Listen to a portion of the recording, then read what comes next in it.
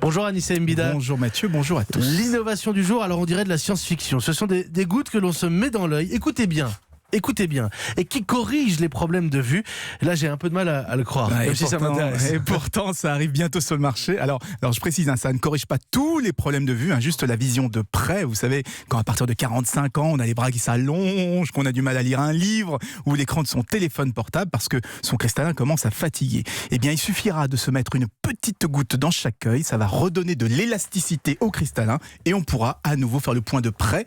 Plus besoin de lunettes, plus besoin de lentilles. Et ça marche vraiment ? C'est prouvé ? Oui, puisqu'elles viennent de passer la phase 2 des essais cliniques. Ça veut dire qu'elles ont été testées avec succès sur près de 200 personnes et qu'il n'y a eu aucun problème de tolérance. Alors, il faut quand même préciser que l'effet n'est pas permanent. Ça va marcher pendant 3, 4, 5 heures selon la personne.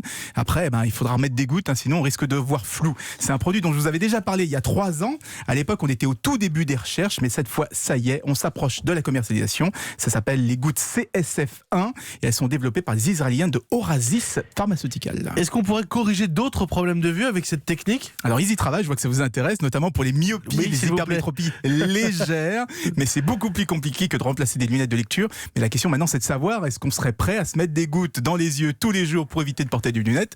Je ne sais pas si vous serez d'accord. Ça dépend de ce qu'il y a dedans, on va faire les tests, puis on va essayer quand même pour voir si ça marche. Merci beaucoup Anissa Mbida.